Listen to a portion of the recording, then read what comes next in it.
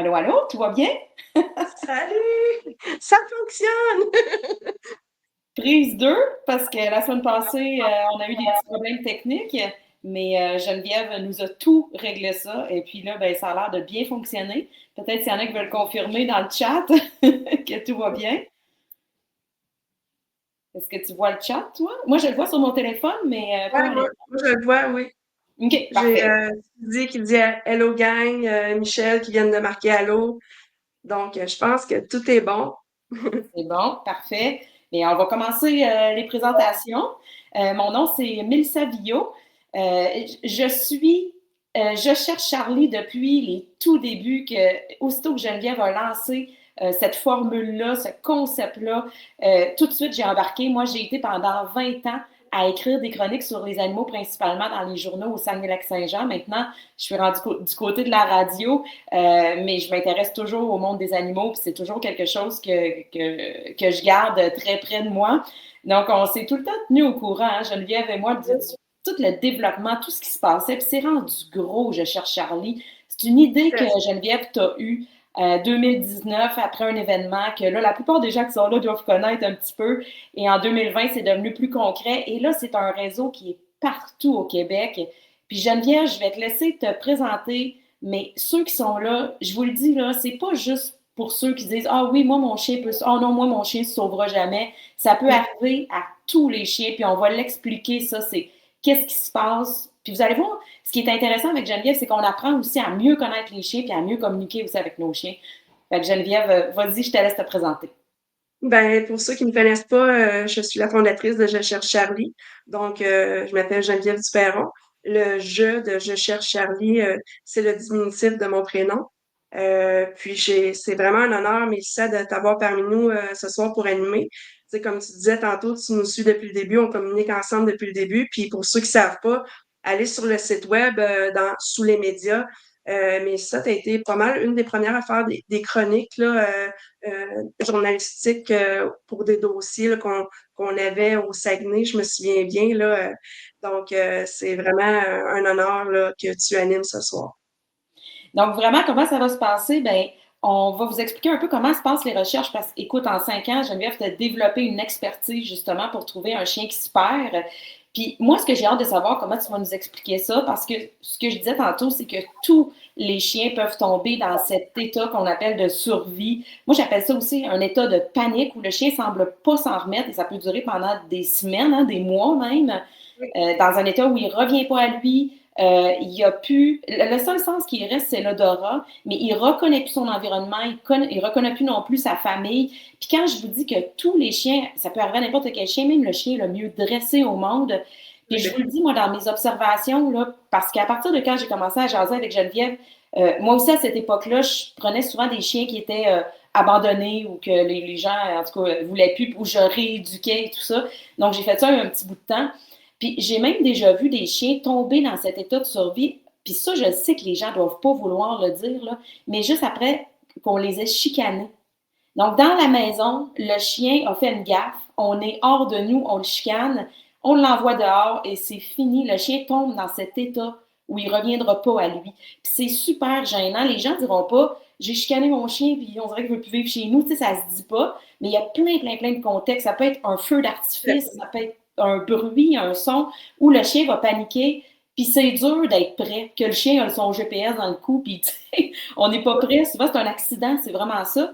Puis Geneviève, Oui, puis j'aimerais même que tu... si au départ, excuse-moi de t'interrompre, mais ça, mais même si au départ, il va juste vagabonder sans être nécessairement immédiatement en mode survie, ben tôt ou tard, durant sa cavale, il risque de tomber en mode survie, surtout après une nuit dehors où est-ce qu'il a perdu tous ses repères, puis que là, il est pas il sait plus où qui est, là. Fait que Ouais. pour les gens qui pensent que oh non, moi, mon chien va me reconnaître, je te dirais que c'est ce que les maîtres qui font appel à nos services ont le plus de difficultés à croire au départ. C'est super paniquant perdre son chien, même, tu sais, on fait juste être dans le bois, puis à un moment donné, on le voit plus, puis on panique vite. À quel moment, Geneviève, on devrait paniquer assez pour dire, OK, là, je contacte, je cherche Charlie pour qu'on mette en plan une logistique pour que retrouver l'animal le plus rapidement possible. Est-ce que c'est en dedans d'1 heure, en dedans de 24 heures? Honnêtement, j'aime le mot logistique parce que je trouve que ça représente bien ce qu'on fait. C'est une grosse logistique de guider, de donner un cours 101 au maître. Fait que le plus rapidement possible qu'il nous contacte, plus de chances qu'il va poser immédiatement les bons gestes versus s'il nous contacte juste en fin de soirée, qu'il a posé plein de gestes durant la soirée. Puis quand on lui donne les conseils, ils font comme oh mon Dieu, OK, je viens de faire tout le contraire de ce que vous me suggérez. Puis que là, il tombe en mode, OK, là, il faut que je vous écoute parce que clairement que je ne posais pas les bons gestes. Donc, Oui. c'est sûr que plus rapidement qu'il nous contacte, euh, plus de chances qu'il va mettre les bons gestes en place dès le départ. Mais en plus, nous, il y a un dossier qui est créé. Donc, nos filles de recherche Internet vont être les yeux de la personne sur les réseaux sociaux pendant que la personne elle va poser les bons gestes concrets directement sur le terrain. Oui, parce qu'on a tendance, justement, tu le dis, les réseaux sociaux, on a tendance à l'annoncer rapidement sur les réseaux sociaux, dire j'ai perdu mon chien dans tel secteur, et là, ça va créer un engouement. Les gens veulent aider, puis ils veulent bien faire. Mais le manque de connaissances fait qu'on peut repousser aussi le chien encore plus loin, là. Oui, il y a une chose que je suis fière à travers les années, c'est que dans notre mission d'organisme, une de nos missions, justement, c'est d'éduquer le monde. Puis je trouve que versus en 2019, quand j'ai commencé, euh, où le mode survie n'était pas connu du tout au Québec, moi, comme je sais pas si tu te souviens, mais je t'avais expliqué que j'avais vu ça sur un site américain. Euh, ben en fait, maintenant, les gens utilisent le terme que, dans le fond, qu'on a mis au Québec, qu'on a amené au Québec. Puis, je vois beaucoup plus aussi de gens qui vont nommer, j'ai tenté une approche passive, alors qu'avant, sur les réseaux sociaux, on ne voyait que j'ai essayé de l'attraper. Explique-nous, parce que là, une technique passive, est-ce que tu veux qu'on commence par ça ou bien. Fait en fait, je pense que je vais mettre la présentation à l'écran. Oui, Faut bien comprendre, puis il faut faire la différence parce que aujourd'hui, ce qu'on va voir, c'est le premier volet qui est en haut. C'est-à-dire, on va voir les techniques de recherche. Puis versus les techniques de capture à laquelle on ne parlera pas. La technique d'approche passive fait partie des techniques de capture. OK, c'est Puis bon. c'est quoi la différence majeure? C'est que la technique de recherche, ça va servir à localiser le chien versus les techniques de capture servent à sécuriser le chien. C'est Les bon. gens vont dire, ben oui, mais d'abord, on veut la technique de capture. Mais ce qu'il faut comprendre, c'est que si on pose les bons gestes, qu'on met en application les bonnes techniques de recherche, on maximise les chances de récupérer son chien. Puis, tu le disais aussi, bon, on va aller rapidement sur les réseaux sociaux. Il y a un engouement présentement sur les réseaux sociaux pour tout ce qui est un peu, ouais, paranormal ou l'astrologie et tout ça. Et il y a une tendance, les gens souvent vont dire, je vais communiquer avec quelqu'un qui est capable de communiquer avec les animaux ou qui est voyant, parce que là, il y en pleut sur les réseaux sociaux et rapidement, quand on cherche un animal, on se fait offrir justement ce genre de service-là qui peut coûter de l'argent versus je cherche Charlie versus je cherche Charlie, il nous coûte pas d'argent, là. Non, tout à fait. C'est un organisme qui est entièrement gratuit et bénévole. C'est ça. Donc, c'est sans frais. Donc, on n'a pas de raison de vouloir contredire certaines techniques puisque c'est pas pour de l'argent qu'on le fait. Oui. Euh, nos recommandations sont purement basées sur la bonne volonté, puis nos connaissances, puis tu sais, on fait pas ça pour de l'argent. Donc, puis oui, on va commencer par la communication animalière parce que, en fait, les gens, puis je les comprends, les maîtres, ils veulent Ils sont prêts à tellement tout. tout Mm. pour essayer de retrouver leur chien. Puis malheureusement, présentement, sur les réseaux sociaux, il y a un fléau. D'ailleurs, pour ceux qui savent pas, on s'est fait copier notre page de Je cherche Charlie par juste hier, on l'a appris hier, par quelqu'un qui fait de la communication animale. Sachez que ces personnes-là, pour la plupart, viennent d'Europe. Mm. Je sais qu'il y en a qui ont, je sais pas si on peut appeler ça un métier, mais qui font ça au Québec. Euh, on a toujours été ouvert d'esprit à, tu sais, tant qu'à essayer, on va essayer quelque chose, là. Surtout quand il n'y avait aucun résultat. Puis, à la longue, à force je dirais, d'accompagner le maître qui voulait absolument faire appel à ce genre de service-là. Je me suis rendu compte qu'en aucun temps, nous, on a au-dessus de 6000 personnes, 6000 chiens qu'on a aidés depuis 2019, en Et- date d'aujourd'hui. Et je peux vous affirmer, en toute honnêteté, qu'il n'y a jamais eu un de nos cas qui a été retrouvé grâce à la communication animalière. Puis, Par contre, ce que ça fait, c'est que ça laisse place à beaucoup d'interprétations. Tu sais, puis il faut comprendre une chose, là. La plupart du temps, vous allez déjà, à la base, avoir écrit sur les réseaux sociaux dans quel secteur le chien est perdu. C'est facile pour eux d'aller voir sur Google Maps le secteur, puis de vous dire, ben, j'ai l'impression qu'il est dans un champ, puis là, vous faites comme, ben oui, Colin, comment c'est ça? Ben, c'est ça parce que vous avez mis tellement de détails sur les réseaux sociaux, ils vont aller fouiller sur votre page Facebook. Il y a plein de choses qui sont publiques sur votre page pour la plupart des gens. Donc, ils réussissent à avoir beaucoup d'informations de cette façon-là. Puis, ils vont aller vous chercher par les émotions. Mais en fait, c'est ça. C'est que ça laisse place à beaucoup d'interprétations.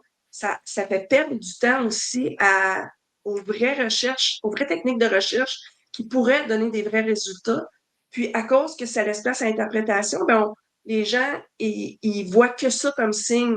Fait que, tu sais, jusqu'à date, comme que je disais, il n'y a aucun cas. Puis, mis à part que la plupart chargent l'argent, là. oui, puis de toute façon, même si on réussit à dire il est où le chien, on va se diriger à cet endroit-là et on le dit, le chien est dans un état de panique. Donc, dès qu'il va entendre du bruit, il va se sauver, il va se cacher. Donc, on risque encore une fois de le pousser, de le déplacer, alors qu'on essaie de le ramener toujours au même endroit. Donc, même si on dit oui, oui, on est vraiment capable de savoir il est où, c'est ça, ça peut même amener du tort. Et l'autre affaire aussi que j'ai déjà moi-même essayé, parce que dans mes contacts, il y a quelqu'un qui avait perdu son chien, puis ça faisait plusieurs jours et tout ça. Et moi, j'avais dressé un chien, on appelle ça un chien de sang, un chien pour retrouver un animal qui est blessé, tu sais. Puis j'avais utilisé ce chien-là, qui était le chien à mes parents. J'étais allée le chercher, puis on avait essayé de faire sentir des jouets du chien perdu, ses affaires, son coussin. Puis là, j'avais dit à mon petit chien entraîné, go, on y va, on cherche. Puis ça n'avait pas été, on n'avait pas eu de résultat, mais en plus, je savais pas à ce moment-là ce concept-là du chien en panique qui se sauve. Fait que même si on est passé proche, il était peut-être caché aussi ou il s'est sauvé plus loin, là. Il faut comprendre une chose, puis ça, moi, j'ai fait appel à des services professionnels, c'est-à-dire qu'il y a des organisations professionnelles de chiens pisteurs, tu as nommé les chiens de sang. Ben, les chiens de sang sont dressés pour pister un animal blessé suite à la chasse. Un gibier qui a une odeur particulière, qui a une odeur forte, puis il va pister le sang, en fait, là. Mhm. Euh, un chien qui piste un chien, euh, dans la nature. Moi, les organisations professionnelles qui avaient rien à prouver à personne m'ont tous confirmé que ça n'existait pas au Québec. C'est-à-dire, ben, au Québec et partout, là. Mhm. Euh, c'est-à-dire qu'il va y avoir quand même des gens encore là qui vont profiter de la vulnérabilité des gens, des maîtres qui ont perdu leur chien pour offrir un service payant. Puis là, quand on dit un service payant, là, on a eu des clients qui nous ont contactés après avoir payé jusqu'à 4 000 $ en vin. Oh. C'est facile pour le maître pisteur de dire mon chien il sent une piste, ce qui encourage fortement le maître à continuer de payer. Puis de dire aussi, oh, je l'ai vu, il était au loin. Fait que le maître continue de payer puis espérer. Puis au final, ces maîtres-là qui nous ont réécrit par après, nous ont affirmé qu'ils ont retrouvé leur chien, effectivement, mais soit qu'ils l'ont retrouvé suite à un signalement, donc l'affichage papier, soit qu'ils l'ont retrouvé parce qu'il y a été une cache-trappe qui a été mise. Donc, encore là, on connaissait le secteur, ou, puis c'est des services qu'on offre gratuitement, là, d'ailleurs, là, pour les cache-trappes, etc. Ou encore que les chiens ont carrément été retrouvés à l'opposé que le maître pisteur disait qu'il était sur une piste. Mm. Donc, il faut faire attention là, parce que je sais qu'au Québec, présentement, il y en a des charlatans comme ça qui prétendent euh, offrir ce genre de service-là. C'est 500 $ le déplacement et 60 $ de l'heure. Donc, ça monte vite, là. Puis, il n'y Wow. a aucune promesse. Tu sais, le chien ne sera pas retrouvé grâce au pistage. Donc, c'est juste de bien comprendre ça parce que c'est une question aussi là, il faut comprendre aussi que nous, quand les gens nous écrivent, ils remplissent un formulaire, puis c'est écrit les peurs du chien. Donc, en partant, la plupart, il y a beaucoup de chiens qui ont peur des autres chiens. Donc, on fait appel à un service qui va arriver sur le territoire de notre chien, qui risque de repousser notre chien parce qu'il va se sentir pisté pour chasser par un chien et un humain, un inconnu qu'il connaît pas. Ouais. Puis, tu sais, souvent aussi, on se dit, ah, peut-être quelqu'un l'a volé. Tu sais, on pense souvent à ça, on se fait un paquet de scénarios. Puis, on se dit peut-être que d'offrir une récompense, ça pourrait aider aussi, justement, à le retrouver, le chien. Est-ce que ça fait une différence d'offrir une récompense en argent? Le, je dirais que ça, c'est c'est quelque chose que j'ai appris à la dure dans pas mal mes premiers dossiers en 2019. Euh, je suis arrivée sur un dossier où est-ce que le maître, il avait offert une récompense. Puis là, on parle de avant la pandémie, alors qu'un chien normal se vendait 500 $. OK? Ouais. Puis la personne avait offert une récompense de 1 500 $, ce qui était énorme. C'est devenu une chasse au trésor. Ce que ça a fait, c'est que les gens gardaient les signalements pour eux parce qu'ils voulaient toucher la récompense. Donc, ils ne le disaient même plus au maître qu'il avait vu le chien. On entendait des histoires d'horreur comme quoi que du monde avait vu des gens courir après dans un champ avec un filet à la main pour essayer de l'attraper. Donc, ils mettaient le chien à risque de se faire frapper aussi. Puis au final, le chien n'a jamais été retrouvé. Puis quand moi j'étais arrivée sur le dossier, j'avais fortement recommandé d'enlever la récompense. Puis là, il y a eu des menaces de si tu ne nous donnes pas la récompense, on ne te redonnera pas ton chien. Il Oui. faut comprendre aussi que ça l'attire beaucoup. Les gens qui voient qu'il y a une récompense, ça va attirer énormément les fraudeurs. C'est-à-dire que les gens vont se mettre à recevoir des faux appels comme quoi j'ai ton chien, si tu veux le revoir, verse-moi tel montant d'argent. Donc, pourquoi vous allez voir ici dans le coin, j'ai mis les deux précédents, là, c'était carrément non recommandé là, à 100%. Lui, j'ai mis quand même un point d'exclamation parce que c'est c'est quelque chose qu'on ne recommande pas en début de la feuille. Faut comprendre aussi que, comme tu as fait dans ton introduction, les gens, souvent, ils se disent, moi, mon chien, il serait jamais parti, là. C'est sûr que je me l'ai fait voler. C'est un chien de race, ça vaut de l'argent, les chiens. La plupart des gens, ils croient pas au départ, là, qu'il est perdu. Fait que souvent, ça va crier au vol rapidement. Puis ils pensent à ce moment-là que d'offrir une récompense va aider à récupérer le chien. Mais là encore là, comme que je disais tantôt, les chiens ils valent plus ce qu'ils valaient en 2019, là. Mhm. Fait que offrir une récompense de 100 $, ça vaut rien, là.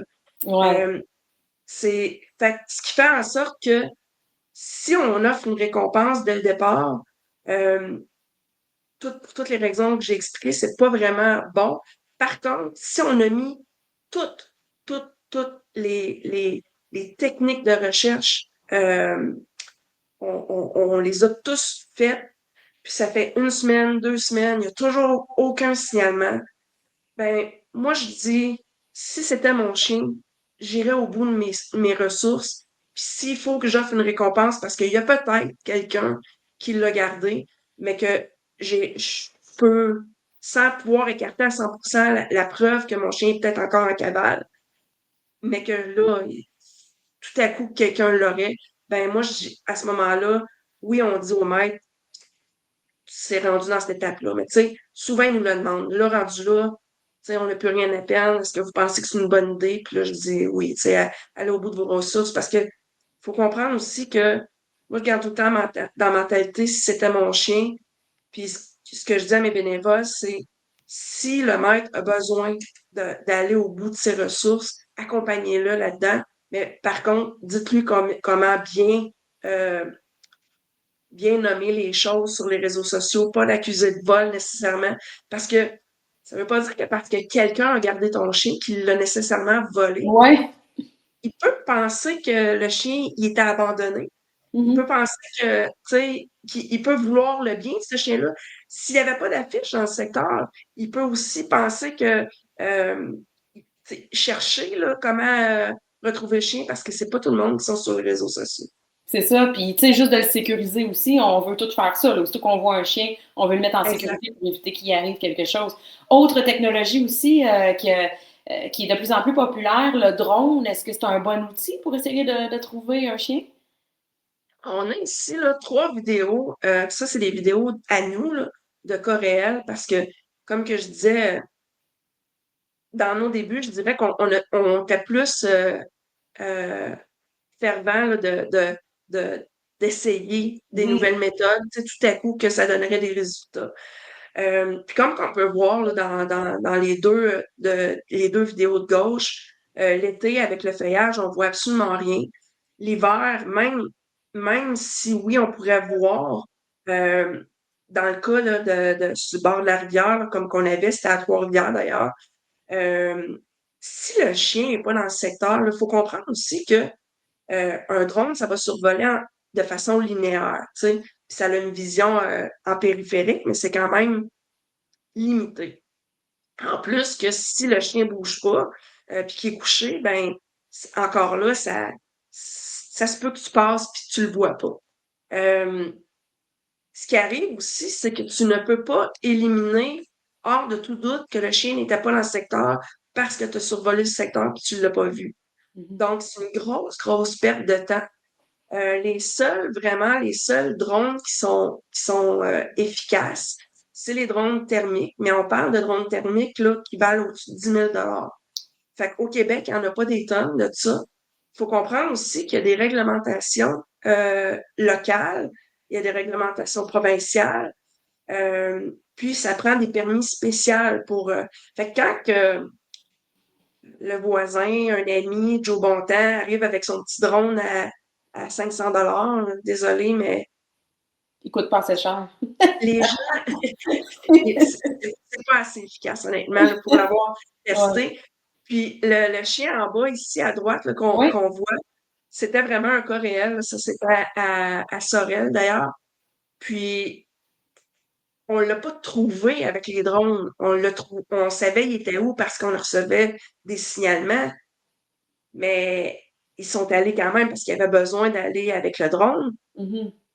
On les a accompagnés là-dedans, mais en bout de ligne, qu'est-ce que le drone fait? C'est pas une technique de capture, le drone, là. Ouais. Fait que c'est ça. C'est que les gens ont l'impression que quand ils payent pour des services, euh, ils font appel à des professionnels, entre guillemets, autres d'un service payant, ils ont l'impression que d'être plus actifs dans les recherches, quand en fait, c'est pas vraiment ces recherches-là, on va en parler plus tard, c'est sûr qu'on recommande fortement, mais Ouais. c'est pas nécessairement ces techniques de recherche-là qui vont apporter des résultats. Ça doit faire du bien quand même avec le drone de voir que ton animal il est vraiment là, il est vivant, il est pas blessé. Mais dans le cas comme du berger allemand qu'on voit là, c'est fou hein, comment il a l'air d'être redevenu quasiment, on dirait, un animal sauvage. Là. Puis pourtant, quand il a retrouvé sa famille, probablement que le déclic s'est refait, puis il est redevenu le bon chien qu'il était. Il a dormi dans le salon ce soir-là. Tu sais, les gens sont super Exactement. inquiets après avoir perdu leur chien pendant des semaines de pas retrouver le chien qui était avant. Mais c'est incroyable. C'est vraiment fascinant, cette espèce de switch-là qu'ils ont dans leur cerveau, d'être complètement déconnectés, puis pouf, ils reviennent à eux autres. Exact. C'est complètement fou. C'est comme si pendant qu'ils sont en mode survie, sont comme aussi craintifs qu'un renard. Oui, Mais aussi, tu sais, ils peuvent se cacher comme un lièvre aussi. Tu sais, fait que c'est vraiment impressionnant. c'est incroyable. Puis d'organiser une battue, disons, d'être plusieurs personnes, puis de dire, OK, là, on fouille le secteur au complet.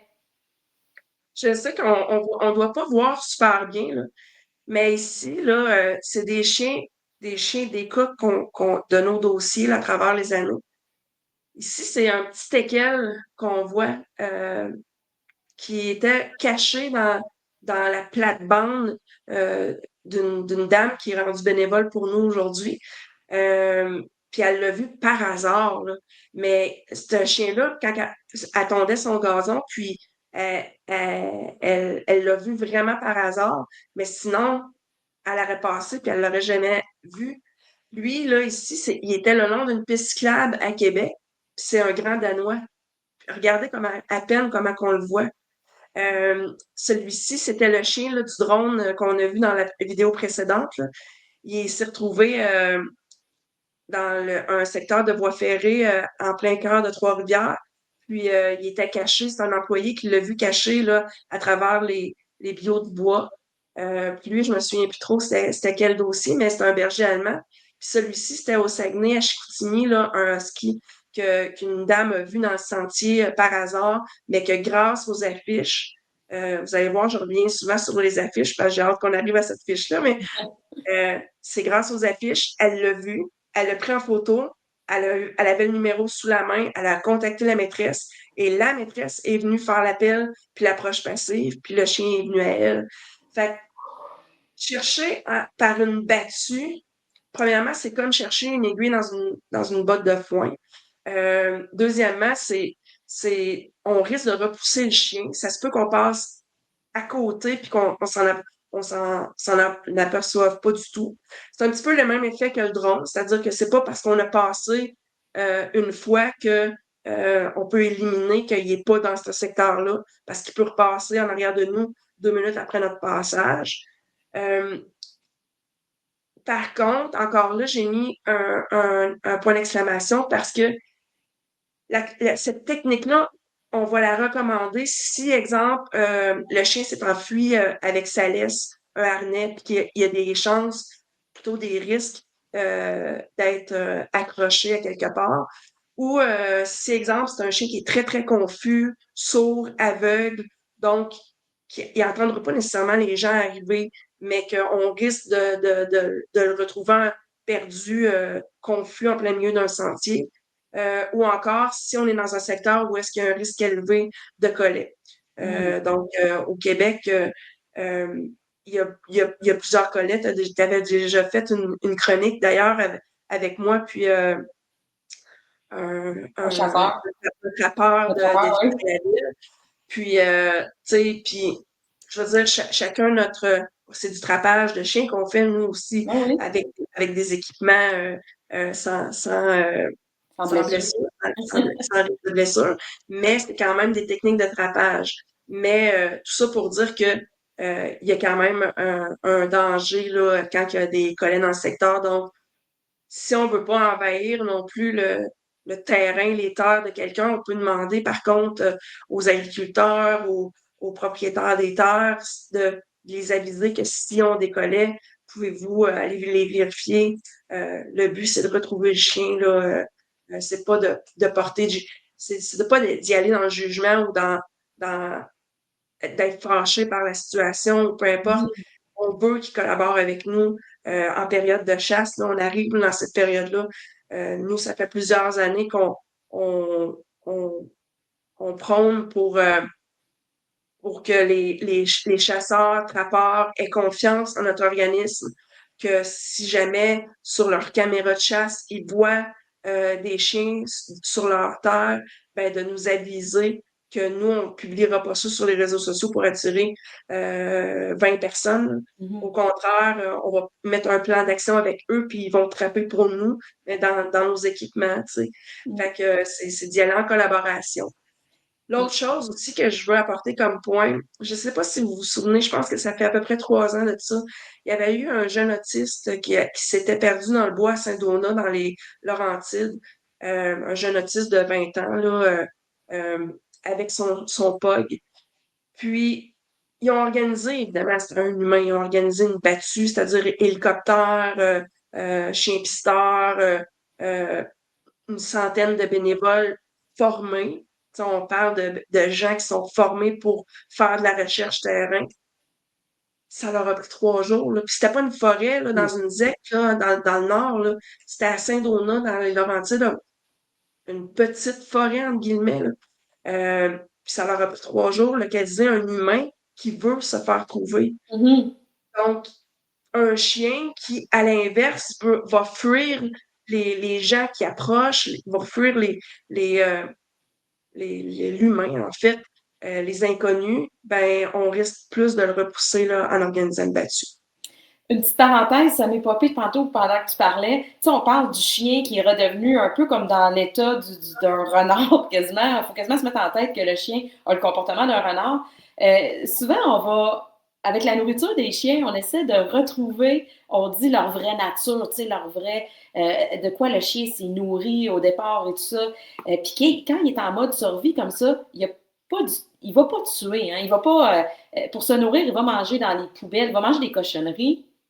Il y a plein, il y a pas un chien qui séparait, je te dirais. C'est sûr que le petit chihuahua, il tuera pas une dinde.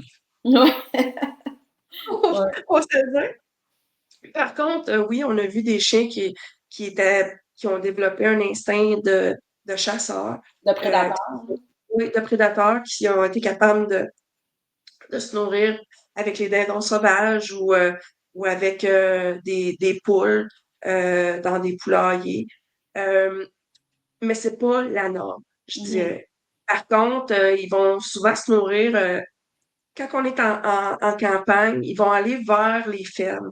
L'odeur de la ferme, les odeurs de fumier. Tu sais, même notre chien qui est pas en mode survie, là, qu'on l'amène sur une ferme, là, c'est sûr qu'il se roule dans la brousse de vache ou qu'il ouais, mange du crottin de cheval.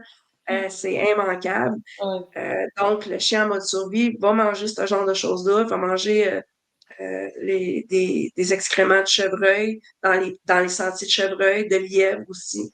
S'il est en ville, ben, il va trouver la nourriture là, par les déchets ou euh, il va se tenir proche des restaurants, derrière les restaurants où ce que on amène les poubelles, où ce que souvent il y a des traînées au sol. Mhm. Il y a souvent des Madame Chat, tu sais, Ben qui vont oui. nourrir les chats du quartier ou en campagne, même chose. Sur une ferme, les chats sont nourris à l'extérieur, là, dans un-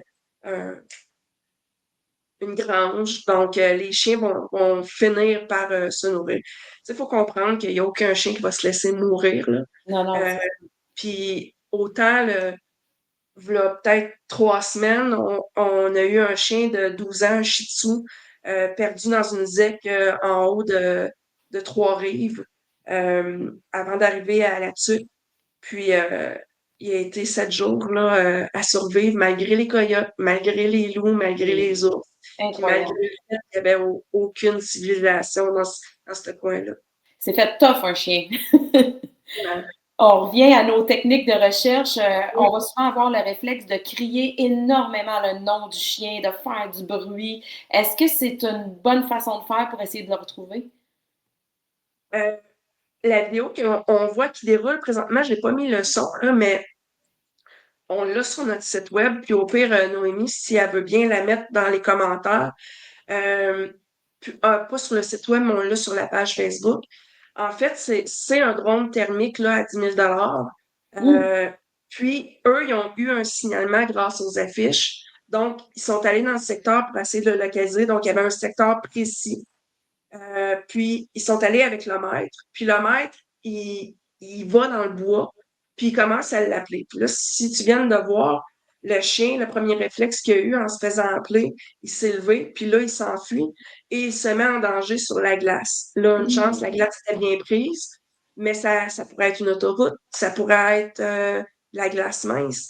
Donc, le fait ça donne encore plus une raison qui valide que les battus, c'est pas une bonne idée. Les chiens, les maîtres pisteurs, c'est pas une bonne idée. Là, c'était son maître qui s'en allait sur le territoire. Le chien était tout simplement couché. Il se mettait pas en danger. Le fait que le maître l'appelle puis qu'il avance, il s'est en allé. La technique d'appel, puis c'est un petit peu pour ça qu'on faisait le live aujourd'hui, parce que dans une de nos dernières vidéos, on parlait de la technique 505, puis les gens disaient, c'est quoi cette technique-là? Euh, en fait, c'est simple, c'est que c'est des techniques que d'autres consoeurs du milieu utilisaient et nommaient dans leurs conseils. C'est une technique qu'à toutes les 500 mètres ou à peu près, tu appelles ton chien d'une façon particulière pendant 5 minutes. T'écoutes, s'il vient pas, t'avances un autre 500 mètres approximativement et tu répètes jusqu'à temps que tu puisses. Donc, euh, la façon de l'appeler, ben, c'est effectivement la plupart des gens, puis dans cette vidéo-là, c'est ce qu'on voit aussi, c'est qu'au début, le maître, il arrive sur place, puis il crie son nom, mais d'un ton très neutre, pas neutre, mais tu sais, mettons Toby, Toby, puis c'est pas, tu sais, le chien, comme tu disais au début, ça se peut qu'il ait peur de se faire chicaner aussi. Mhm. Si on l'appelle pas comme ça de façon normale, le chien, il nous reconnaît pas. Si Autre on a chose, mis... autre chose, Geneviève, souvent même, il y a beaucoup, beaucoup de chiens, puis ça, c'est surprenant, là, puis il y en a qui vont dire, ben voyons donc, mais souvent, le nom du chien est associé à quelque chose de négatif pour le chien. Mhm. Fait que t'as Oui, raison. parce que si justement, on a mis son nom sur les réseaux sociaux, puis qu'il y a plein de monde qui avaient une bonne volonté d'aider, puis qui sont allés sur le secteur, puis qui se sont mis tous à l'appeler. Tu sais, on le voit dans la vidéo, là, c'était son maître. Il Oui, l'appelait, puis le premier réflexe qu'il a eu, c'était de s'enfuir. Fait mais tu qu'on sais, repousse le chien. imagine, il est là pendant plusieurs jours. Je ne sais pas si celui-là, c'était des semaines, mais il n'entend rien. Il entend des bruits de la forêt, puis tout d'un coup, il entend une voix d'humain. C'est vrai que c'est troublant. Tout à fait. Donc, tu sais, c'est important de pas faire les bruits d'ajouter un pot de nourriture. C'est pas un chat qu'on appelle avec des Des minouches, là. mouches. C'est- Tu sais, il défoncera pas le mur, là, pour attaquer le sac de minouches, là. Euh, de taper dans les mains, encore là, c'est pas un geste qu'on recommande, ni de faire du bruit avec un jouet. Le chien en mode survie n'est pas en mode jeu. Mm, Il est pas en mode j'ai le goût d'aller jouer, fait une bébé qui squeak, je vais aller jouer. Il est en état sauvage. mm, Donc, c'est d'éviter de faire ce genre de bruit-là, d'éviter de crier son nom de façon. Tu sais, souvent, les maîtres, ils sont en détresse, ils ont de la peine, ils sont en panique. Fait que leur cri se fait ressentir aussi, ce qui effraie encore plus le chien. Parce que, mais la technique du 505, c'est vraiment une technique de tu l'appelles de façon joyeuse, sans trop crier son nom, et c'est le maître. Quand des fois les gens ils disent on était plusieurs, mes amis sont venus m'aider, puis on était tous dans le bois, on l'appelait. Puis quand je regarde dans le formulaire, c'est marqué que le chien a peur des inconnus. Donc, ouais. moi, je dis, si vous avez des amis qui veulent vous aider, mettez-les sur l'affichage. Toi, le maître, va sur le terrain, puis toi, appelle-le. Mm, Si tu viens de l'adopter, n'aie pas honte d'appeler l'ancien maître. C'est lui qui a le plus de chances que son ancien chien le reconnaisse. Si tu viens de l'adopter d'un éleveur, encore là, soit que la- l'éleveur va venir parce que le chien, c'est la personne qui la connaît le plus. Peut-être qu'elle va venir même avec la maman chien. Tu sais, fait que c'est toutes des choses qui peuvent aider, mais la technique, encore là, comme je dis, on a mis un point d'interrogation, c'est que seul le maître devrait appeler son chien par la technique 505. Tu sais, honnêtement, on a eu des cas, justement, tu sais, quand je disais à 500 mètres, 5 minutes, tu restes en campagne, il y a un rang, fais ton appel à toutes les entrées de bois. Il y a un sentier, il y a une piste de VTT, il y a une cour de terre à bois. Arrête-toi vis-à-vis là, avec ton auto, va faire l'appel pendant 5 minutes, un appel positif. Toby, évite, Toby, tu sais, joyeuse, encourageante, pendant 5 minutes, t'attends, t'écoutes, il n'y a rien, tu prends ton auto, à la prochaine sortie, entrée de bois ou endroit dégagé, ben, tu répètes, puis tu regardes dans le rétroviseur, là, parce que nous, avec cette technique-là, il y a beaucoup de gens qui ont dit, j'ai fait la technique d'appel, ça a marché. J'ai vu dans le rétroviseur, mon chien est sorti du bois, puis il s'est mis à courir après l'auto. Fait que c'est des techniques qui fonctionnent. Euh, Souvent, après leur avoir montré cette vidéo-là aussi, puis que là, ils appliquent la technique comme il faut, là, ils nous disent c'est comme ça que je l'ai eu, merci, je le faisais vraiment pas comme il faut, je criais, on était plusieurs à crier, puis mais en le faisant comme il faut, il est venu. C'est bon à savoir. Il y a aussi, parce qu'on se fait souvent dire, hein, dès qu'on perd un animal, les gens vont dire sors sa couverte dehors, ses odeurs, tu sais, son petit lit. Est-ce que c'est bon d'essayer de mettre à un endroit de la nourriture, les couvertes qui ont l'odeur du chien? Oui. Ce que, ce que j'aime moins, par contre, c'est les conseils généraux qui sont donnés sur les réseaux sociaux. C'est bien. Mais tu sais, je dirais référez-les à nous parce que si le chien, c'est un chien de traîneau, un chien qui est habitué de dormir sur de la paille, sans jugement, là, c'est ça son mode de vie. Ben, si la madame qui, sur les réseaux sociaux, qui dit sortez son coussin, sortez, le chien, il n'a pas ce repère-là. Mm. Fait que c'est important de poser des questions avant de conseiller. Parce que on voit souvent sur les réseaux sociaux là, des dames qui ont une bonne volonté là, de mettre des conseils, qui vont dire apportez un chien, tous les chiens aiment les chiens, Ah, euh, mettez son coussin dehors, sortez avec une bébelle qui squeak. Non, on a déjà eu, d'ailleurs, pour revenir à Bébé qui squeak, on a déjà eu une cliente que euh, elle venait d'adopter le chien, elle revenait d'une marche avec, puis quand elle est rentrée dans la maison, elle a pilé sur un bébé, un jouet qui squeak, et ah, c'est ce qui a effrayé le chien. Elle n'avait pas eu le temps de fermer la porte, le chien est sorti de son harnais en reculant, et- puis il s'est enfui. Fait qu'imaginez quand elle reçoit comme conseil sur les réseaux sociaux, sortez avec une bébelle qui squeak. Mais non, c'est ce qui a effrayé le chien à la base. Fait que ah, notre formulaire, je l'aime parce que ça nous permet vraiment de conseiller de façon euh, adaptée à chaque situation. Donc, pour faire une station d'ancrage, effectivement, puis encore là, si la personne, si le maître, il l'a adopté il y a 1 heure, on s'entend-tu que même s'il met son chandail au sol, ce ne sera pas un repère pour le chien. Mais si on est capable d'avoir un chandail de l'ancien maître, par contre, ça peut aider, ça. Si c'est un chien justement, d'un élevage, puis qu'on est capable d'avoir une doudou que la maman chien a couché dessus, ben, ça peut aider, ça. Fait que, tu sais, mais ça se sait quand tu poses des questions. Quand nous, on pose pas les questions, ils répondent au formulaire, et ces questions-là sont dans le formulaire. Donc, on va donner des conseils adaptés à ces situations-là. Fait que de faire une station de repère avec l'odeur qui peut être familière au chien, c'est-à-dire que si c'est un chien de traîneau puis qui dort sur de la paille, ben on va mettre une station de repère, mais avec de la paille. Si c'est un, un chien qui dort sur un coussin, ça se peut qu'on mette le coussin. Si c'est un chien qui a un fort lien avec son maître, ben, on va on va le recommander mettre. de mettre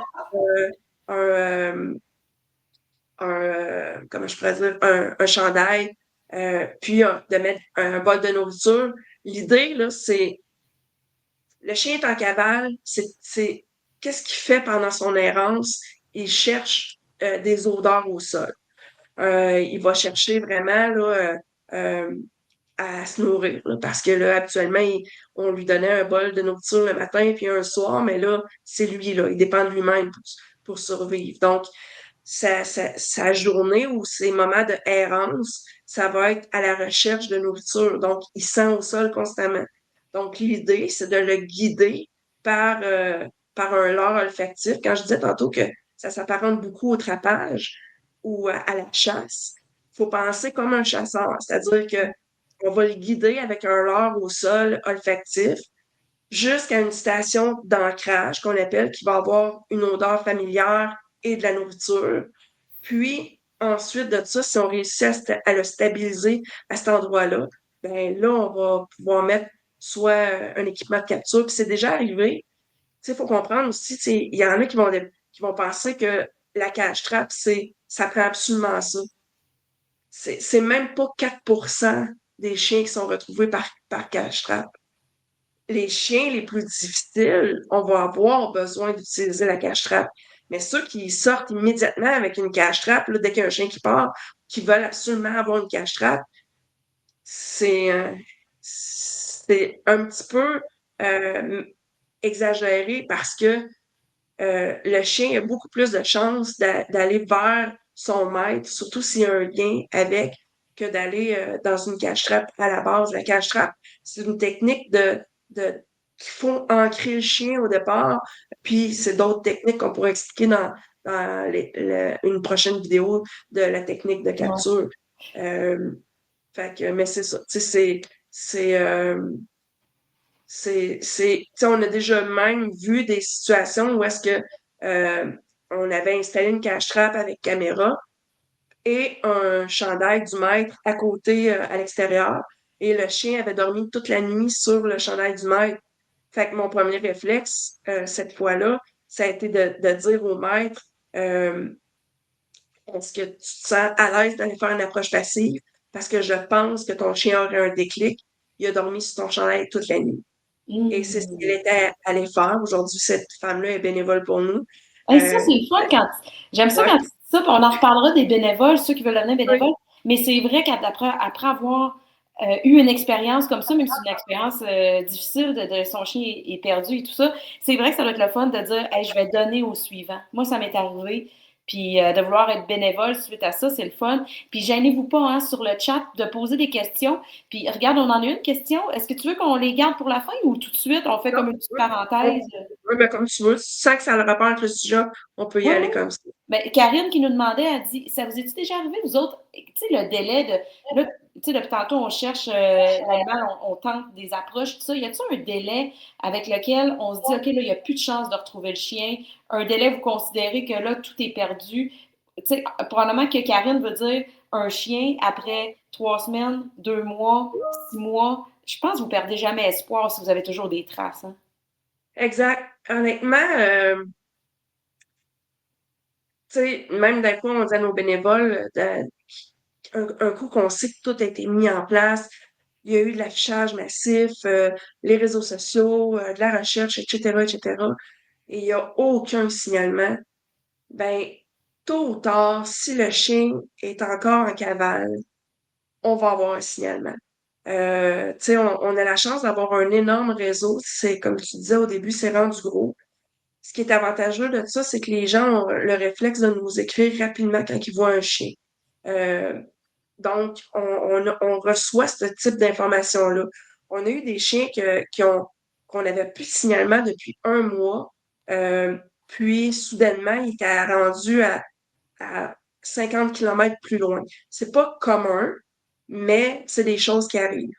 Il y a d'autres situations où est-ce que on a des signalements, on sait que le chien est vraiment perdu depuis longtemps.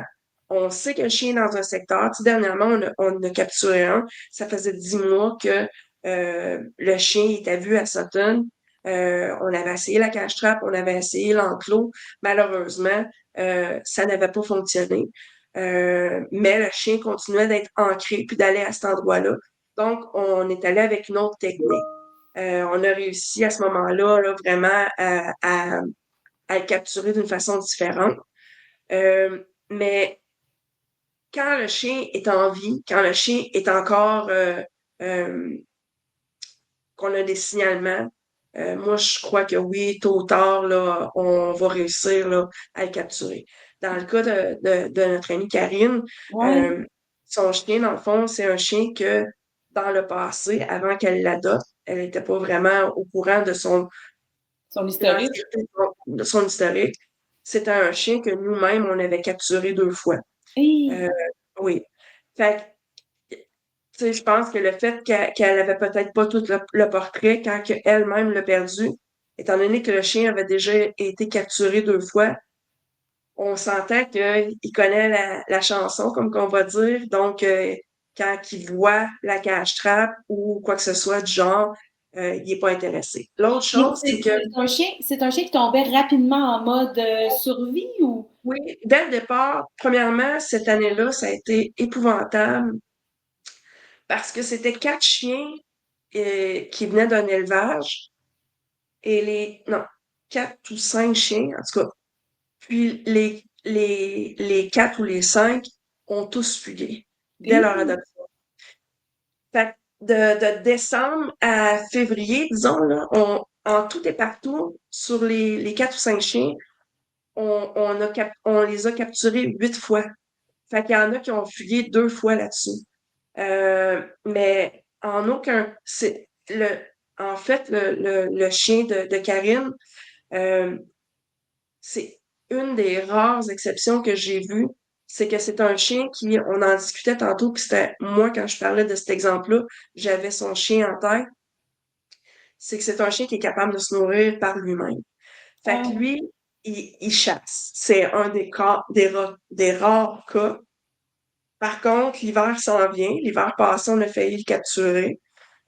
Puis on a espoir d'être peut-être en mesure de le capturer cet hiver avec nos nouveaux équipements si on a l'opportunité.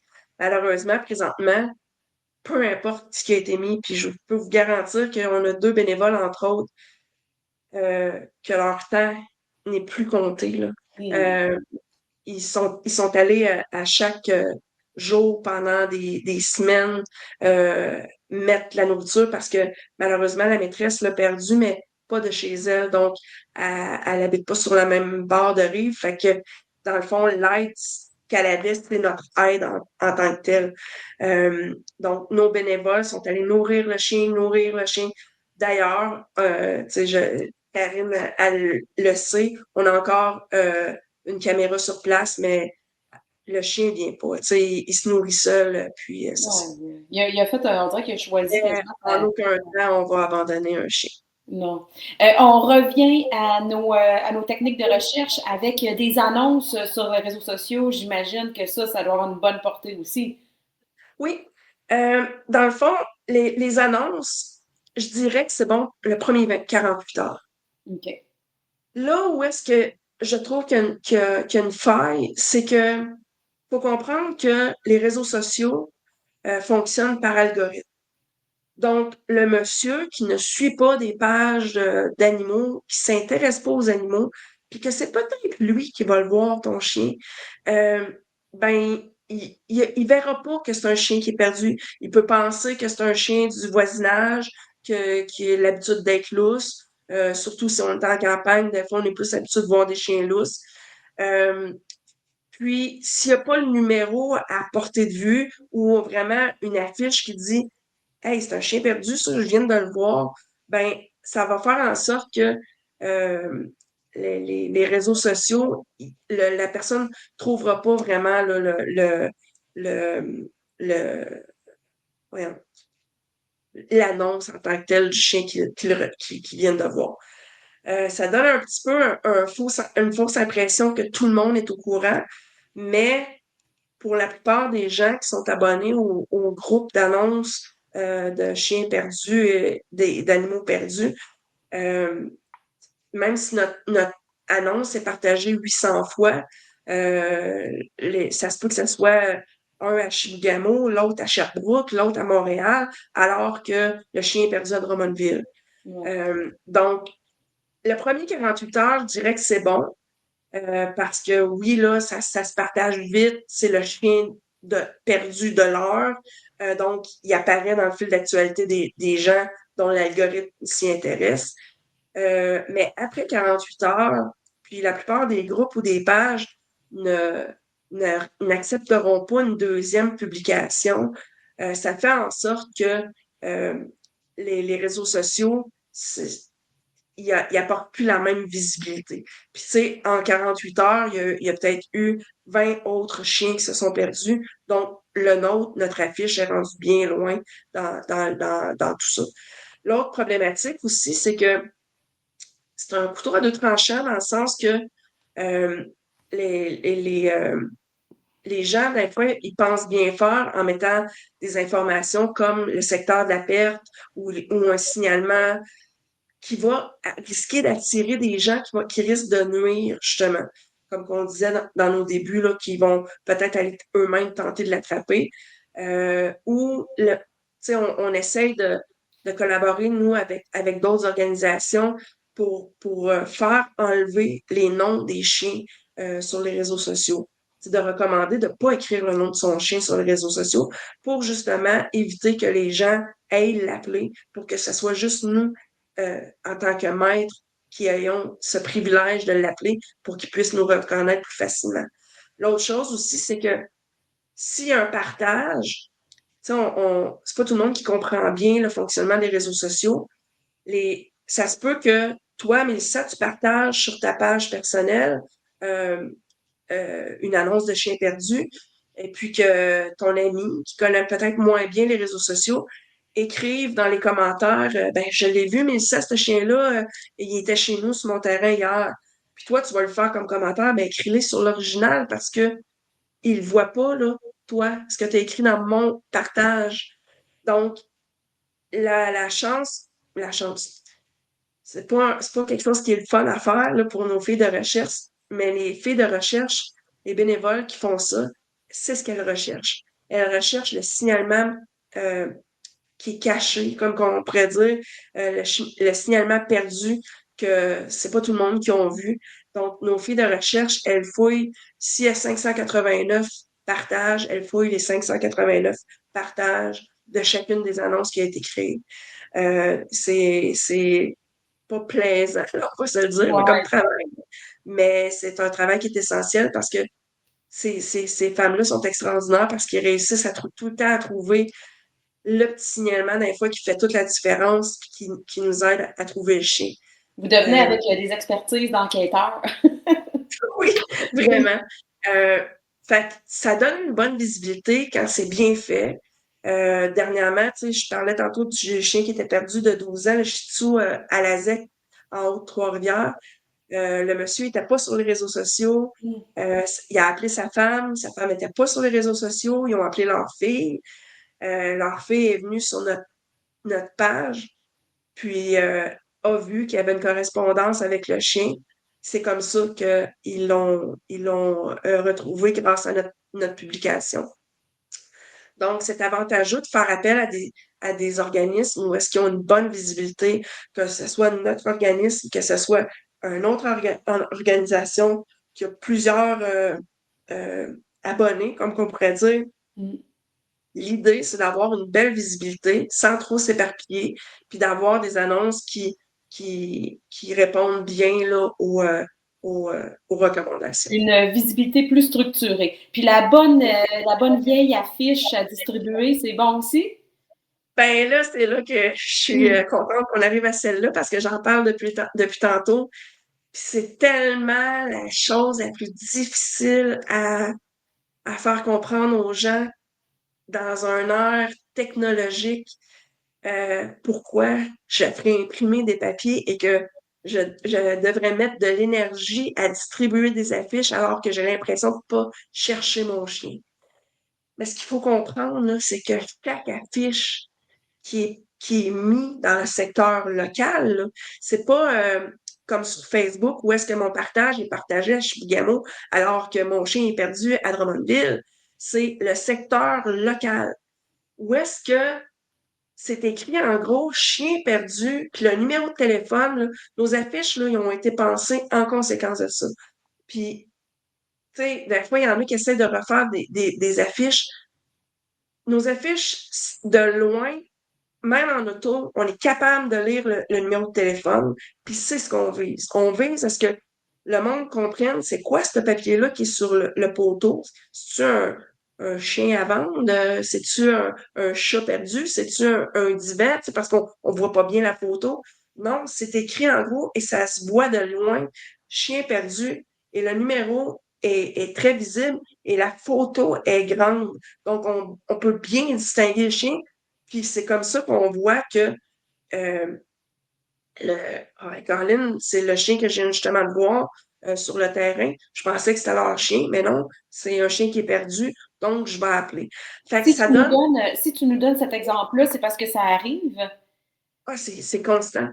Euh, c'est long avant qu'on leur fasse comprendre que c'est important, mais quand ils mettent ça en application, puis moi je l'ai vécu dans mon premier dossier, on pensait que Kelly, tout le monde était au courant de ce chien-là. On avait même fait un groupe Facebook. On avait l'impression que Drummondville au complet était au courant de ce dossier-là. Puis quand on a distribué des affiches, ben on recevait des signalements qu'on n'avait jamais reçus, du genre, ben oui, ça fait 2 semaines, je le vois, ce chien-là, il vient jouer avec mon chien dans ma cour. On a essayé de l'approcher, mais il ne s'approche pas. On était comme, ben voyons donc. comment ça que ça fait 2 semaines? Ben, on pensait que c'était à quelqu'un dans le quartier, puis qu'il retournait chez eux après. Mais tu sais, les affiches papier, vous avez même pas idée à quel point c'est vraiment ce qui fonctionne le mieux. Comme je disais, ça cible les gens du secteur. Puis ce qui est le fun aussi, c'est que, tu sais, des fois, il y en a des gens qui vont dire, je suis allé me promener en auto, j'ai fait 4 fois le tour, ben, plusieurs fois le tour du quartier, je l'ai pas vu, je l'ai pas croisé. Ben, ça se peut que pendant que vous l'ayez cherché en auto, il dormait. Ouais. Puis qu'il sorte juste quand que c'est tranquille, à la tombée de la nuit ou très très tôt le matin, comme les ratons laveurs, comme les moufettes, comme les chevreuils. Parce qu'en fait, pourquoi que ces animaux-là sortent? Parce que ça tombe tranquille. Puis là, ben, ils vont aller errer pour essayer de se trouver à manger. En mettant une affiche, Mais ça là, vous donne Geneviève, des... attention, tes bénévoles vont être obligés de commencer à travailler de nuit. Non, ben, en fait, mes bénévoles, ce qu'ils font, c'est qu'ils offrent de l'aide pour aller afficher. C'est ce qu'on OK. offre, nous. C'est bon. Puis c'est souvent ça qui aide la famille à se motiver à afficher. Donc, puis tu sais, on le voit là, sur la photo qu'on voit ici, là, c'est de nos bénévoles, ça, justement. Là. Donc, à travers le Québec, c'est sûr que tout le monde a une vie là, à travers ça, c'est du bénévolat. Fait que moi, je respecte mes bénévoles, mais aussitôt qu'ils ont une chance puis une opportunité d'y aller, elles, je dis elles parce qu'il y a plus de femmes que d'hommes, mais elles le font, elles offrent leur aide, puis leur aide, c'est d'aller distribuer des affiches. Donc, c'est vraiment là, très aidant. Les signalements vont être immédiats parce que ils viennent de le voir, ils voient ton affiche près de l'arrêt stop. Ah mon Dieu, c'est le chien perdu. Il appelle immédiatement. Fait que c'est live, là. Puis ça fait en sorte que le travailleur qui part travailler à 5 heures du matin puis qui voit le chien, ben, c'est des yeux supplémentaires durant la durée totale de la perte. Euh, Fait que, en tout fait que heure, là. faut pas oublier de revenir à la source avec une méthode qui s'est toujours faite, en fait. Tu sais, ça a été longtemps quand on perdait un animal, c'est les petites affiches qu'on mettait, là. Donc, faut pas Oui, renier ça, ça fonctionne encore. ça coûte pas cher en plus. Puis nous, on a la chance, on a un compte professionnel, dans le fond, chez Bureau en gros. Puis on fait bénéficier de notre rabais professionnel au, au maître. C'est-à-dire que euh, les, quand ils passent par nous, nous, on commande pour eux les affiches, puis eux ont juste à aller les chercher. Ils les payent, dans le fond, quand ils les commandent, puis ils économisent 60%. Là, j'ai Wow. j'ai pas Noémie, elle pourra mettre dans les commentaires là, la différence entre une impression maison à l'encre avec le soleil, l'humidité, Ça la dépend. condensation qui va couler versus les affiches de bureau en gros qui sont très, très, très bonne. Moi, on a affiché dans mon secteur en décembre.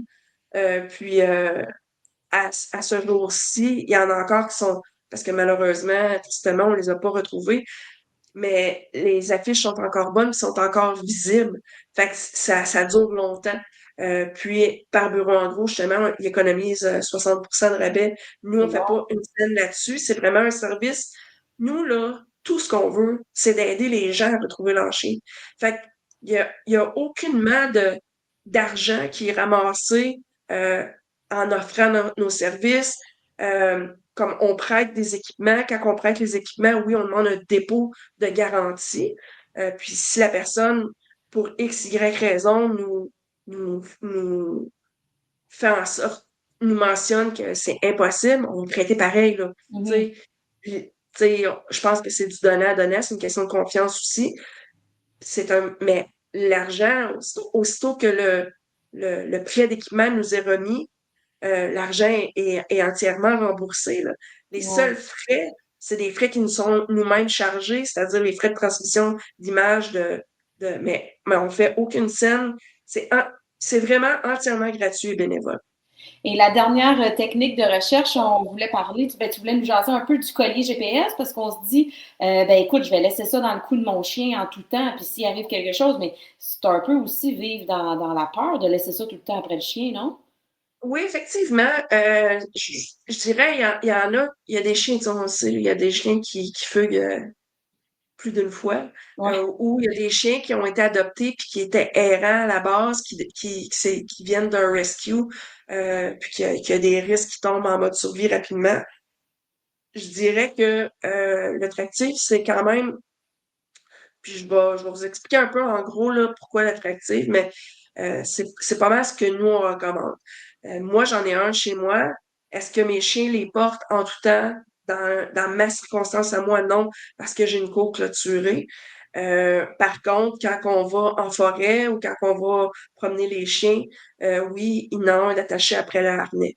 Là, à ce moment-là, tu sais, s'il arrivait de quoi pour X raison, ben au moins j'aurais un retraçage. Parce que n'oubliez pas, là, tout ce qu'on explique depuis le début, ce sont des techniques de recherche. Donc, on veut localiser le chien pour pouvoir le capturer Éventuellement. avec des techniques de capture qu'on expliquera dans un autre temps. Donc, c'est ça, là. C'est le tractif. Pourquoi le tractif? C'est que le tractif, lui, contrairement, mettons, à un AirTag, le AirTag, c'est pas un GPS. C'est un émetteur qui, lorsqu'il va croiser un appareil Apple, va émettre une géolocalisation. Mais en fait, la géolocalisation que vous allez recevoir, c'est la géolocalisation du cellulaire qui a capté Mhm. l'émetteur.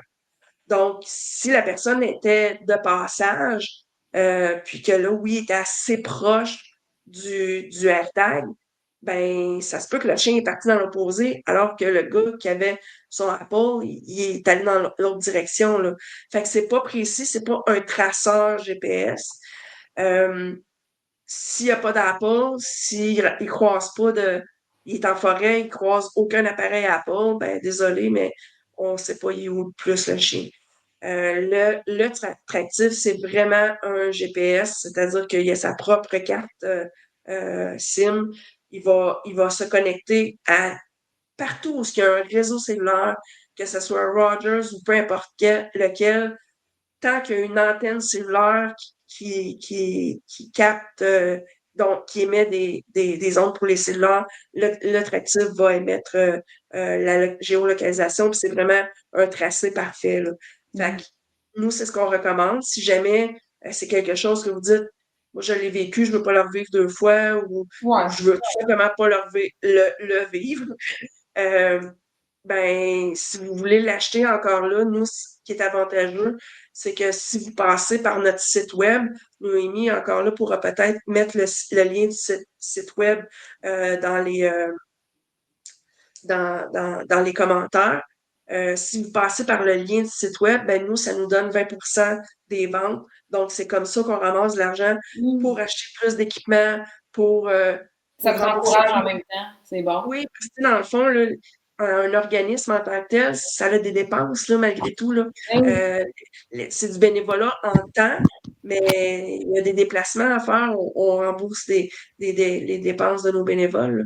Mais tu sais, juste avoir la préparation que tu as faite à soir, Geneviève, là, tu sais, on comprend que Je cherche Charlie, c'est super structuré. Tu sais, c'est vraiment, je trouve ça le fun parce que tu sais, t'es tout le temps gardé en tête ton objectif, tu t'es tout le temps amélioré, structuré, puis je comprends pas que c'est pas un réflexe pour les autorités, disons, parce que tu sais, on va perdre son chien, on a le réflexe, je vais appeler la police, tu sais, on est prêt à tout.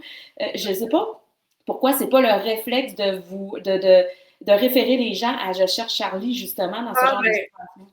il y a quelque chose que je suis de plus en plus fière, c'est que, tu sais, quand on est arrivé au début, c'est sûr c'est quoi cette bébête-là? Je cherche Charlie. On n'était pas connus. On est débarqué dans un milieu qui est difficile aussi parce que le milieu animalier, il y a quand même une certaine compétition dans les services. Les services animaliers fonctionnent par contrats municipaux. Donc, des fois, les territoires qui se chevauchent peuvent perdre des contrats municipaux pour un autre service animalier. Puis c'est ce qui les fait vivre, en fait. Puis, quand que ces services animaliers-là ont constaté qu'on nous, on n'était pas là pour aller chercher les contrats municipaux, on n'était pas là pour devenir un compétiteur, on n'était pas là non plus pour devenir un refuge. Au contraire, on était un service qui était complémentaire au leur. Euh, de plus en plus, je dirais 95% des services animaliers à travers le Québec nous font confiance, nous communiquent. Pas plus tard qu'hier, c'est le fun parce qu'on a des groupes avec chaque service animalier. Pas plus tard qu'hier, sur un de nos groupes avec une SPCA, euh, le patrouilleur nous a dit j'ai vu votre annonce pour ce chien-là. Vous pouvez dire au maître qu'on l'a récupéré. Il y aura juste à nous contacter demain à l'ouverture. Wow. Fait que ça fait en sorte que le maître, là, ben, il a dormi sur ses deux oreilles, il savait que son chien était en sécurité, puis il pouvait aller le récupérer dès l'ouverture de la SPCA le lendemain. Nous, c'est rassurant aussi parce que la semaine passée, ben, en début de semaine plutôt, on avait un chien errant à Trois-Rivières, puis que ça faisait 2 semaines qu'on n'avait pas eu de signalement. Soudainement, on a un signalement. Il se tenait sur un terrain de camping qui était en fermeture, en fait. Donc, c'était peut-être pour ça qu'on avait plus de signalement. Puis, l'avantage d'avoir une belle collaboration avec ce service animalier-là, ben, aussitôt qu'on l'a capturé, le patrouilleur est arrivé aussi vite que notre bénévole, puis ils l'ont récupéré, puis c'est eux, après ça, qui prennent en charge tout le reste, ce que nous, on n'a pas comme Ouais. pas notre mandat. L'infrastructure, ouais. C'est pas notre mandat. Puis moi, je n'amènerai pas un chien errant chez moi puis Mais non. risquer de mettre en contact mes chiens des risques de maladie ou peu importe. Puis on sait reconnaître nos compétences, c'est reconnaître les compétences et l'expertise des services animaliers. Et c'est leur champ d'expertise. Ils ont des employés formés pour récupérer des chiens. Parce que on se le cachera pas, les 95% et plus, c'est des chiens qu'on retrouve, c'est des chiens qui ont un maître, donc le maître va lui-même récupérer Mhm. son chien dans nos, Mais dans nos oui, c'est ça, ils équipements. sont pas abandonnés, ouais. Exact, tu sais, mais si c'est un chien errant, ben c'est agréable de pouvoir compter sur le service animalier. Mm. Puis eux, ils sont contents aussi parce qu'à l'inverse, c'est pas facile pour eux de devoir répondre aux gens, autant sur les réseaux sociaux ou par téléphone. Ben, mec, vous l'ayez sécurisé, on ira le chercher. Mais c'est la réalité, puis c'est comprenable aussi parce que si nous, on le fait bénévolement, puis on est je sais pas combien de, de bénévoles à mettre au-dessus de 40 heures semaine là-dessus, ben, il n'y a aucun service animalier, organisme qui serait capable de payer de l'effectif pour faire ça. Mm. Fait que de payer des employés, tu sais, les gens ont souvent tendance à avoir des jugements faciles, mais c'est pas facile d'attraper un chien perdu, d'attraper un chien errant. Ça prend des heures, ça prend des semaines. Je disais tantôt 10 mois pour un chien qu'on a été Hey. quotidiennement sur le dossier à guider. Il n'y a aucun service payant ou avec employé qui serait capable d'offrir ça. Mm. Fait que la collaboration qu'on a acquis avec les services animaliers, c'est vraiment, vraiment génial. On a combien de chiens présentement recherchés par Je cherche Charlie? C'est sûr que, tu sais, il y en a qui ont jamais été retrouvés. Mhm. Nous, on a sur les 6 000 là, que j'expliquais tantôt, on a quand même près de 90% de chiens qui sont retrouvés. Ceux qui sont pas retrouvés, ben, il y en a qui sont tout simplement encore en cavale. Oui, c'est Il y ça, en tu sais, a, présentement, des dossiers actifs de recherche de chiens, il y en a-tu 90 au Québec, 100? Combien il y en a à peu près présentement? c'est difficile d'avoir les chiffres exacts.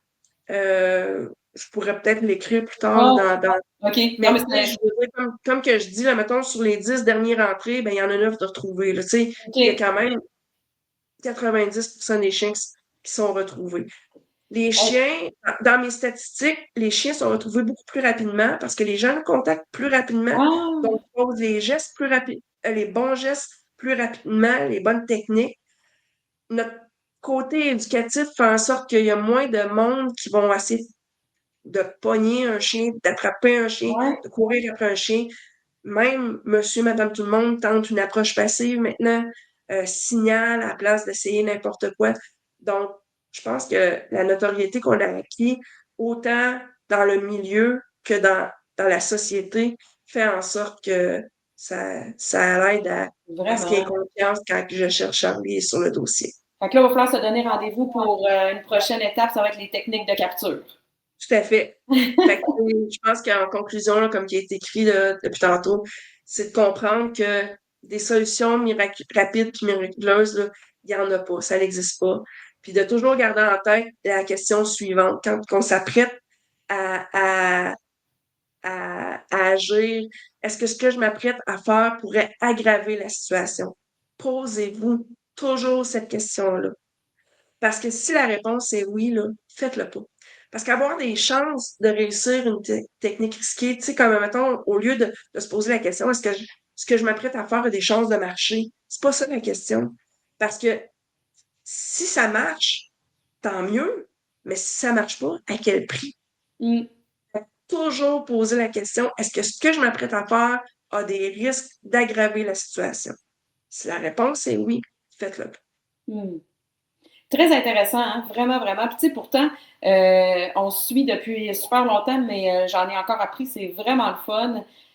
Puis, ben, on l'a dit tantôt rapidement, mais ceux qui veulent devenir bénévoles, ils vous contactent aussi. De nous écrire dans la messagerie. On va leur faire remplir un formulaire, puis on va faire un processus de rencontre là, en virtuel. C'est moi qui, accompagné de deux autres de mes bénévoles qui faisons les rencontres, parce que j'aime bien rencontrer notre monde aussi, là. Ben oui, c'est Fait ça. que, oui, C'est beaucoup de gestion, hein? oui. On va te laisser Mais- aller te coucher, tu travailles demain en plus de ton oui, travail. oui, oui. Parce qu'on travaille à travers ça. J'ai des bénévoles à la retraite. Moi, je suis pas en retraite. Hey, merci beaucoup, beaucoup. C'était super le fun. Puis on vous tient au Merci, courant pour la deuxième partie qui va être les Mélissa. techniques de capture. Tout à fait. Un gros merci, Mélissa. Ben, merci à toi. Bye bye. Bye bye.